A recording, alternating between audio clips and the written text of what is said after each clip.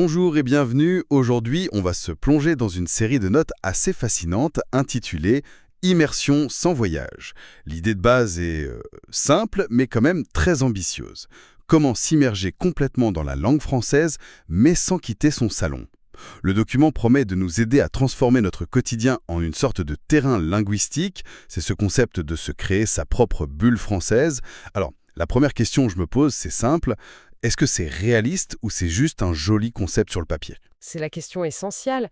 Et ce qui est passionnant, je trouve, dans cette approche, c'est qu'elle redéfinit ce qu'on entend par immersion. On pense souvent, voilà, billet d'avion, un autre pays. Mais ces notes, elles suggèrent que l'immersion, avant d'être un lieu, c'est un état d'esprit. C'est un environnement qu'on se construit. En fait, l'idée, c'est de passer d'un apprentissage actif, souvent un peu fastidieux, les listes de vocabulaire, tout ça, à une exposition constante, presque passive. On cherche à faire baigner le cerveau dans la langue. Et l'effet psychologique, il est double. Non seulement on apprend plus naturellement, mais surtout, on démolit la barrière de la peur, on bâtit la confiance. D'accord. L'idée de tromper son cerveau, ça me plaît bien. Alors, par où on commence concrètement? Le bide, il est très pragmatique. Il suggère de s'attaquer d'abord au divertissement, de transformer nos habitudes, comme regarder Netflix, écouter de la musique. Ça semble être le point d'entrée le plus facile, c'est certain. Mais est-ce qu'on risque pas de se noyer? Je veux dire, si on met tout en français d'un coup, sans rien comprendre, le risque, c'est de se décourager et tout lâcher en 2 jours, non? C'est un risque tout à fait réel, et c'est pour ça que la méthode est plus subtile. Ce qui est intéressant ici, c'est qu'on ne nous demande pas d'être plus disciplinés. Au contraire, on utilise notre paresse à notre avantage.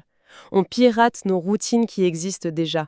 On ne trouve pas du temps pour apprendre. On transforme le temps qu'on passe déjà sur YouTube ou Spotify en moment d'apprentissage. C'est le principe de la moindre résistance. Et au début, le but, c'est pas de tout comprendre. Si on regarde une série française, on met les sous-titres en français, surtout pas dans sa langue maternelle. On saisit que 30%, c'est parfait. L'oreille s'habitue au rythme, à la musique de la langue. C'est une fondation sonore. C'est intéressant comme image. Et d'ailleurs, le guide insiste beaucoup sur la musique. Il dit qu'une chanson qui reste en tête est un outil d'apprentissage surpuissant. Pourquoi la musique en particulier? Ah, la musique. C'est parce qu'elle connecte la langue à l'émotion. Un mot appris dans une liste, c'est une information froide. Le même mot, entendu dans un refrain qu'on adore, il est lié à un sentiment, à un souvenir. Le cerveau retient infiniment mieux ce qui est chargé émotionnellement. Et puis il y a la répétition, c'est naturel. Personne n'écoute une liste de vocabulaire en boucle pour le plaisir. Non, c'est sûr. Mais une chanson, oui. Et du coup, on internalise des structures de phrases, des expressions, une prononciation authentique, sans même s'en rendre compte. Cette première étape, c'est la construction de ce que j'appellerais un bruit de fond intelligent. D'accord. Donc on a créé cette ambiance, ce bruit de fond français, on marine dans la langue, mais j'imagine qu'on ne devient pas bilingue juste en écoutant de la musique en fond. À un moment, il faut bien se jeter à l'eau, il faut commencer à produire quelque chose.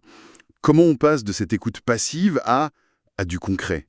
C'est le tournant décisif. C'est là qu'on passe de consommateur à créateur. Et c'est aussi là que la peur de l'erreur paralyse énormément de monde.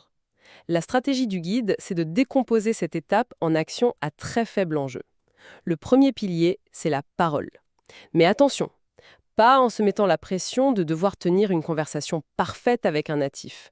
Le guide suggère de trouver des espaces où le jugement est absent. Et il donne des exemples assez surprenants. Des serveurs Discord pour apprenants, des partenaires linguistiques, et même se parler à soi-même en s'enregistrant avec son téléphone. Honnêtement, ces dernières suggestions, ça paraît un peu étrange, non? Est-ce que c'est vraiment efficace ou c'est juste un gadget? Ça peut sembler bizarre, oui, mais psychologiquement, c'est une technique redoutable. C'est un entraînement en zone de sécurité absolue. Une zone de sécurité. Exactement. Quand on parle à quelqu'un, notre cerveau gère 1000 choses. Chercher ses mots, construire ses phrases, écouter, interpréter le non-verbal, gérer le stress, c'est énorme. En se parlant à soi-même, on élimine toutes ces variables. Il n'en reste qu'une, la production orale. On peut bafouiller, chercher un mot pendant 10 secondes, faire une faute, personne ne nous juge. C'est l'équivalent de faire des gammes pour un musicien. On construit la mémoire musculaire de la bouche et les réflexes du cerveau sans la pression de la performance. Ah oui, vu comme ça, c'est beaucoup moins étrange. C'est une salle de sport pour la langue, en fait. Et après la parole, il y a l'écrit, tenir un petit journal. Et puis vient ce que le guide appelle le défi ultime. Penser en français. Ça me semble être le niveau expert. Comment on commence? On peut pas juste décider de penser en français du jour au lendemain, si. Non, absolument pas. Tenter de débattre de philosophie dans sa tête dès le premier jour, c'est la recette pour l'échec. La clé, ici encore, c'est de commencer petit, de manière presque ridicule. Le guide suggère de devenir le narrateur de sa propre vie, pour les actions les plus banales. Au lieu de penser à making coffee, on se force à penser « je prends la tasse, je verse l'eau, le café est chaud ». C'est simple, c'est concret, et ça accomplit quelque chose de fondamental. Ça casse l'habitude de la traduction. La plupart des apprenants pensent dans leur langue, traduisent, puis parlent. C'est lent, et ça produit des phrases qui sont pas naturelles. En faisant ça, on crée un lien direct entre le concept et le mot français. C'est le début de la véritable aisance. Ce lien direct, c'est vraiment le cœur du sujet. Et ça m'amène à la troisième partie du guide, qui est peut-être la plus créative. L'idée de franciser son espace physique, sa propre maison.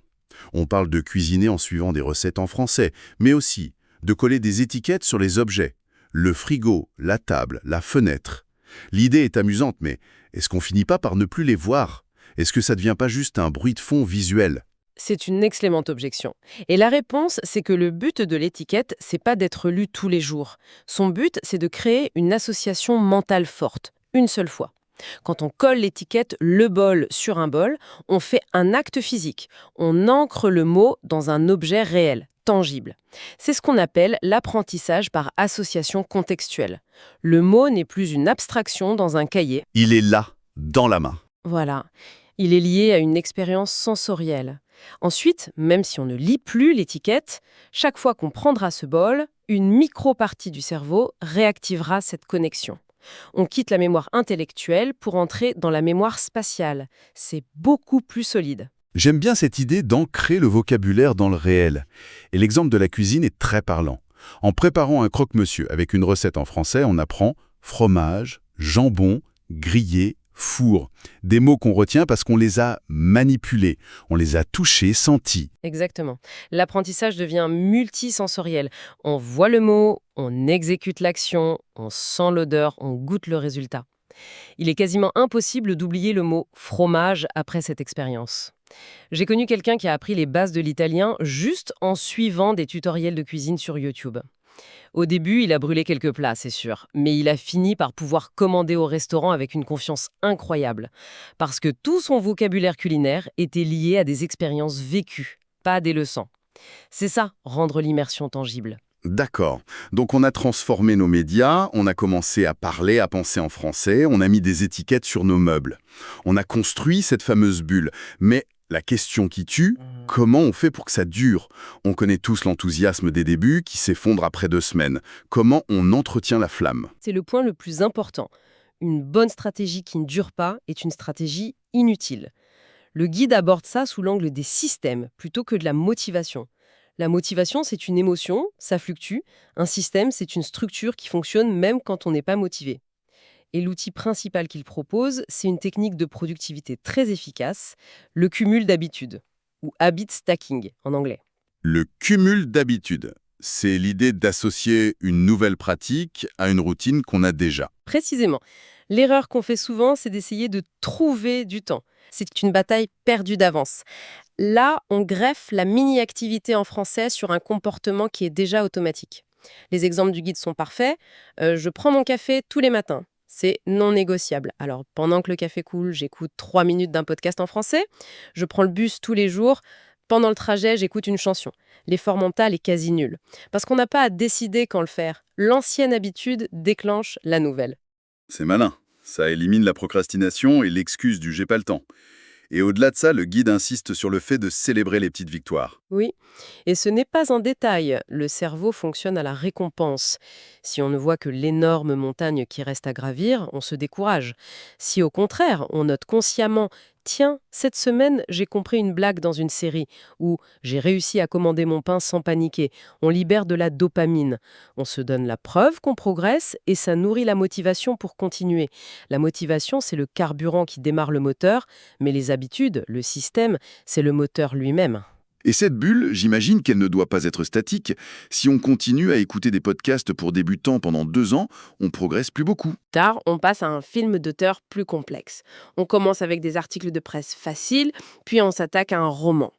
La clé, c'est de rester dans un état de défi confortable. Assez difficile pour progresser, mais pas au point d'être frustrant. La bulle s'élargit, devient plus riche, plus complexe, tout comme nos compétences. Bon, si on fait le bilan, l'idée centrale, c'est que l'immersion n'est pas une destination, mais une, une discipline quotidienne. Un ensemble de petites habitudes intelligentes qui, mises bout à bout, transforment notre environnement. Les étapes sont claires. Pirater ses médias, oser passer à l'action dans un environnement sûr, rendre la langue tangible et construire des systèmes pour que ça dure. La conclusion du guide est d'ailleurs assez puissante. Transforme ton quotidien, construis ta bulle et regarde ton français exploser. C'est une excellente synthèse. Et ça m'amène à une dernière pensée, une sorte de question pour la suite. Le guide se concentre sur la création d'une bulle, qui est par définition un espace protecteur, contrôlé, optimisé. C'est nécessaire au début. Mais que se passe-t-il lorsque cette bulle devient si confortable qu'on hésite à en sortir? La prochaine étape n'est-elle pas de confronter volontairement cette bulle au monde réel, avec ses accents imprévisibles, son argot, ses imperfections? Le but ultime, ce n'est peut-être pas de vivre pour toujours dans une bulle parfaite, c'est peut-être de l'élargir tellement qu'elle finit par éclater, par se dissoudre dans la réalité. Et à ce moment-là, le français n'est plus un projet, c'est simplement une partie de qui on est. C'est peut-être ça la véritable finalité de l'immersion.